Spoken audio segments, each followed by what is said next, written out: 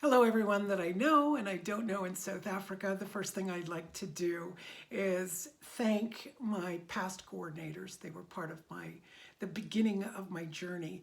Laurel Bramley, Felicity Green was the first person who's now passed, who invited me down to teach. Caroline Davey, of course, who's inviting me again, Julia Hasty, and Linda Dedican. And a shout out to everyone else I know, Christine Brahms and her sister, Christine, and just to say hi and, thank you for all of the past experiences that I had, and of course the course that's coming up the beginning of February. So I've been asked to introduce myself and my journey with BreakThrough. So I've been doing a lot of healing work since the time I was a kid. Everyone said I had healing hands, like many of you, intuitive, empathic, all these kinds of things that I'm certain most of you are very familiar with. One of the biggest things that I would actually do was my own form of healing, which is very similar to body talk, but not as complex, of course. So I would sit in front of someone and I would see this, my heart would open up and I'd see this wheel with a binary pattern, just these 001s, and a little drawer would open up and let's say liver came out and it would link to a past life or, a memory someone had that had not been resolved. So of course, if you do body talk, you very well recognize how similar that was to body talk. So around 2002, I have a cousin who would see me do this kind of healing. And of course, when you're born with this ability to heal, you often get very drained. It isn't a system. So she said, look, there's a system that's much like yours. I think you'll really resonate with it and you won't be so drained. I mean, I would spend days sometimes in bed just working, let's say, a cancer out of my body or a disease. I mean, I don't have any validation for what I was doing, but I was definitely miserable. So I said, what's the name of the system and who's the man who teaches it? And she said, well, it's Body Talk with Dr. John Veltheim. So off I went. In 2 months, I took what was then module 1 and 2, 3, 6, and 9. So once I did those classes, I came out and I had a treatment with active memory. And when I left the room, I behaved very differently. And this was fantastic. It was wonderful. But at the same time, it put into deep questioning and conflict as to what I had been doing. So I not only had been healing that way, but I had been working with people's belief systems and helping them through the defenses to get to exactly what was bothering them.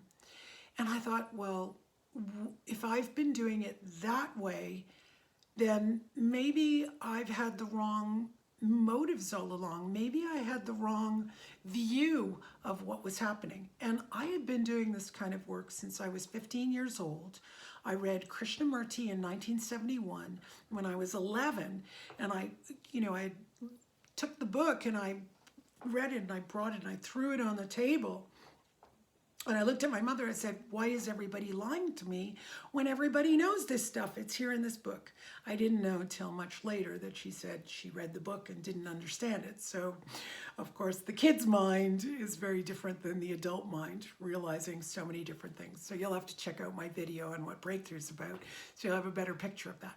In any case, in 2002, when I took Body Talk and realized active memory was going to dissolve these memories and the belief systems would go away and your behaviors would change, well, I became slightly depressed. It wasn't a severe depression, but I knew something was deeply conflicted in me.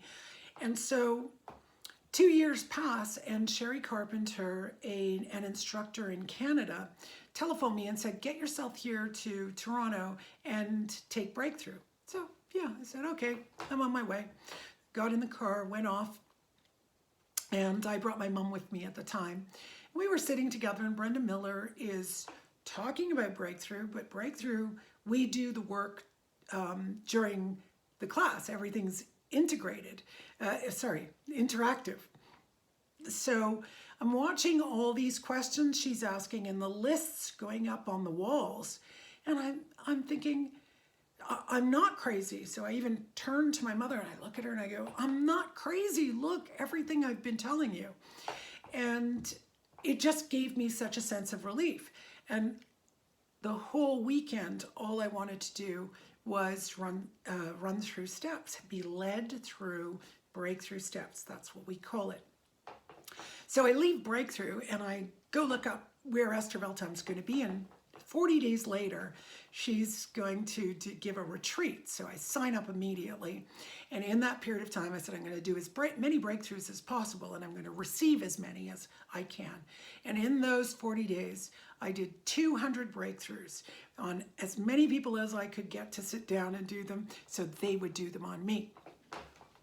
So once I get to Esther's course, I just kept doing breakthroughs. I was like an addict. I just needed to figure out whatever was going on inside me and release it. So I just kept pulling people and saying, please come do breakthrough, lead me through steps, I'll lead you through steps, to the point where they were actually backing off. Yeah, they just really were looking at me during the breaks going, we're gonna get away from her. She just doesn't stop. But what was really interesting is that Esther kept stopping by, asking me, hey, what are you doing? I said, well, I have to do steps. You've created the most incredible system. I've got to do steps. I do them all the time. I can't stop. I probably sounded really crazy.